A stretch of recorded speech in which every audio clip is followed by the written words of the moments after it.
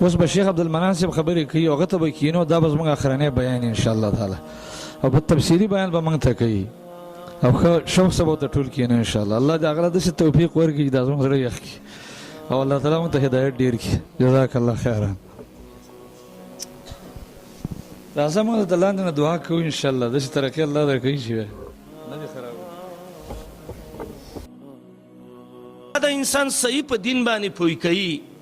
الله د دې انسان دا ژوند د الله او د الله د نبی علیه السلام د دین دپاره مستعملوي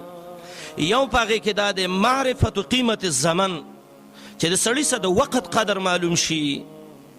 او دویم په هغې کې دا د معرفت قیمت الشباب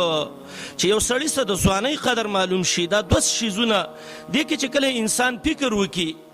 انشاءالله انسان ته الله رب العالمین د دې په وجه باندې د خیر لارې راکولاوي او دا دوه ډېر لوی نعمتونه دي نبی علیه الصلاة والسلام بخاري کې یو روایت دی محمد رسول الله سلام ویلي دوه د الله ډېر لوی نعمتونه دي چې هغې کې خلک دوکه شوي دي نعمتان مغبون فیهما کثیر من الناس ډېر خلک په هغې کې یو په هغې کې صحت دی صحت دغه ځوانۍ کې ډېر ښه صحت دي او دویم په هغې کې فراغ دی خالي وخت د ده څه میلاوېدل او د دې وخت نه فایده نه اخیستله د انسان له صحیح بدن ورکېدل او دا بدن صحیح مستعملول نه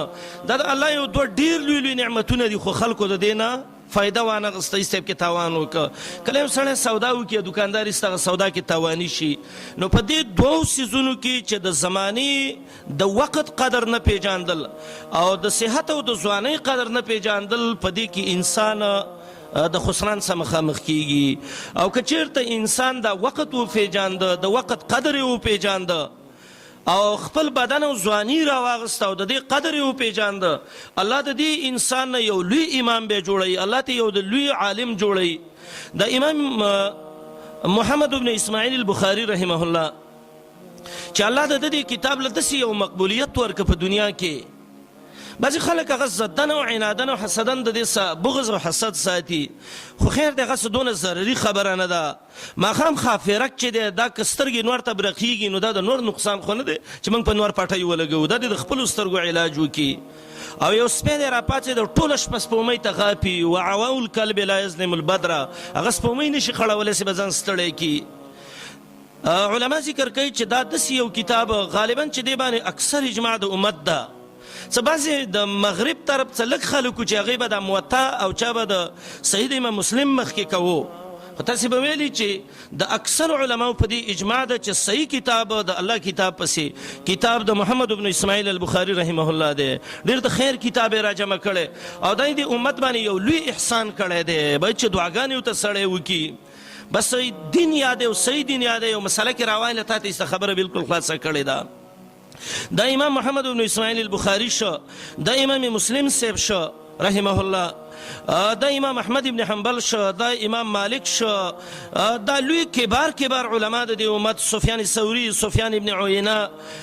دا لوی علما چې دي شیخ الاسلام احمد ابن تیمیه الحرانی امام ابن قیم رحمهم الله دا علما چې کله الله دې مرتبه ته ورسوله دا په څه شي باندې ورسوله د خلکو د زمانې قدر وپیژانده د خلکو د وخت او د عمر قدر وپیژانده نو الله له عمرونو کې خیر واچو د دې وجې نه ابن جوزي رحمه الله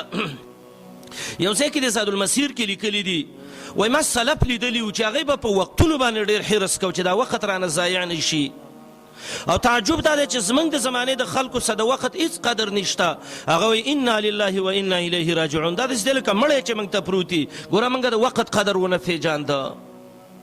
حسن بصري چې د دې امت یو لوی نیک عالم تیر شوی دی یو بهترین سړی تیر شوی دی هغه وایي لقد ادرکت اقواما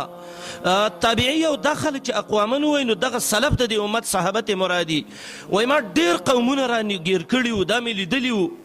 كان حرصهم على اوقاتهم اشد من حرصكم على دراهمكم ودنانيركم دا تاسو چې نن دي دراهم او دنانیرو باندې څونه حرص لګولې دي او څونه ورپسې شوي و یو شپه ورځ مې وکړې ده او لسو یو شلم نه کړی او شلو یې زرم نه کړی ویستم پسې ډېرې نه کړې وایي هغوی به دقسې اهتمام په وختونو باندې کوي چې زموږ وخت ضایع نه شي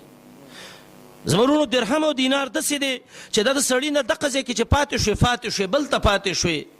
مې میراث دی هغې ته به نقل کېږي داسې او دا علم یو داسې شی دی د وخت کې چې د الله صحیح دین وکړه نو انشاءالله که ته مړی هم ستا د حسناتو دا میټر تا پسې سټارټ دی او دا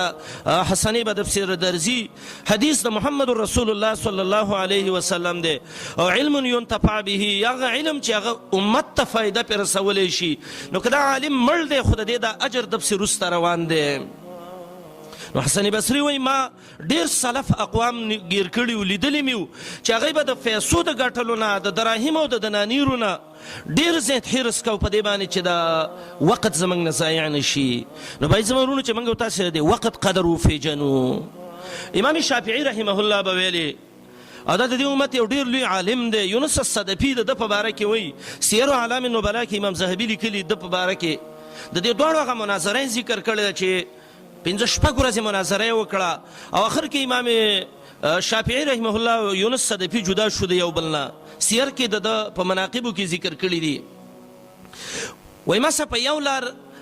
دا یونس صدفي وایي په یو لار راغی ماته لار بدله کړه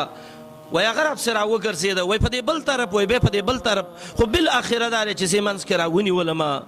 او ما ته ویلې یونس اما یسرک دا الله نه خوشحالی چې ما ته دواړه ورونه شو اگر که موږ یو دو مسلو کې زما ستا اختلاف دی او دا د حق پرستو خلکو عادت هم دی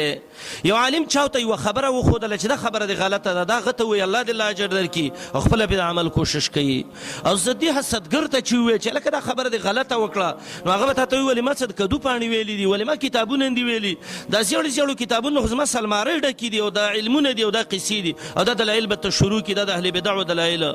ځکه د حق پرستو خلکو د څلور دلایل دي کتاب الله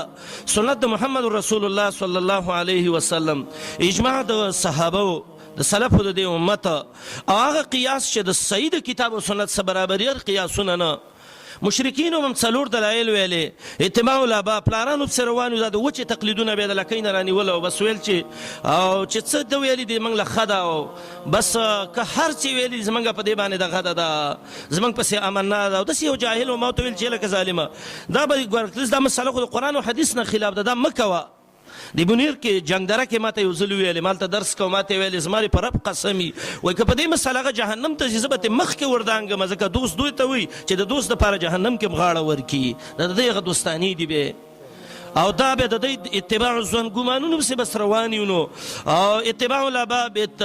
دا تقلیدهم الاکابر دا یو مرض دی دا د کینسر نه خطري مرض دی ځکه کینسر د دنیا خرابوي او د آخرت هم خرابوي قبر هم خرابوي حشر د الله په مخ کې هم شرموي د محمد رسول الله مخ کې هم شرموي ورته وایي به ولې دا کار کوئ انا اطعنا سادتنا وکبراءنا فاضلونا السبیل دا د دوی دغه قیمت خبره ده الله بس غلطو پسې روان و او ایسته دې حد ته راورسولو او د مشرک دریم دلیل پکې دا دی چې تقول علی الله په الله باندې دا ظالم دروغ وایي وایي علم دریب دی ویې ګوره چېرته یو ګوټ کې بیا دام لیکلي ته به ته وایې دا نشته ته یې وګوره دریب دی ورننه او زبسې دریب دی خو مردارو دریب خو د فاکو دریب دی ترکتکم علی ملت بیضاء لیلها کنهارها سوا د هغې شپه هم د ورځې نه ډېره روښانه ده او څلورم دلیل د هغې دا دی چې دا غلط قیاسونه به کوي د اهل بدعو نه چې راشي څلور دلایل د دوی هم دي چنانچه لاکن لحاظه تاسې ګورئ ته به ته دا مسله قرآن او حدیث کې شته دا به قرآن او حدیث کې خو نشته خو چون کې که نه مجبوري ده د خلکو ته به څه ویو او هغه فلاني مولوي صاحب چنانچه هغه هم دقسې و لیکن زه مجبور یم لحاظه استیا کومه نو د دوی دین ټول په چون او چنانچه او لاکن او لحاظه باندې روان دی ولا که دی چرې به خیر ویسي شاه اسماعیل شهید د دوی سره مناظره راغلې وه او په دې چې یو ویښته به دی راغستی او د ځان سودا به ویلې چې دا موی شریف دی د محمد رسول الله سلام شاه اسماعیل شهید راغی بخاري وسوه قرآن وسوه دوی ته یو راپانڅېدل او کټ کې یختا چلی او راروان دی او ډېر ورڅه خوشحالېږي او داسې دي چې دا ورپانڅېده نو خلکو ته وایي ګوره ګستاخ دی که نه د نبي د یخته عزت یې ونه که هغه ته وایي دا زما قرآن دی او دا سند دی او دا بخاري دی او دا سند دی او دوی د یخته سند وایي نو یو وایي دا پلاني اخندزاده صاحب موږ له راکړی و هغه یې هغه بل راکړی و هغه بل ایسته قصه ختمه شوه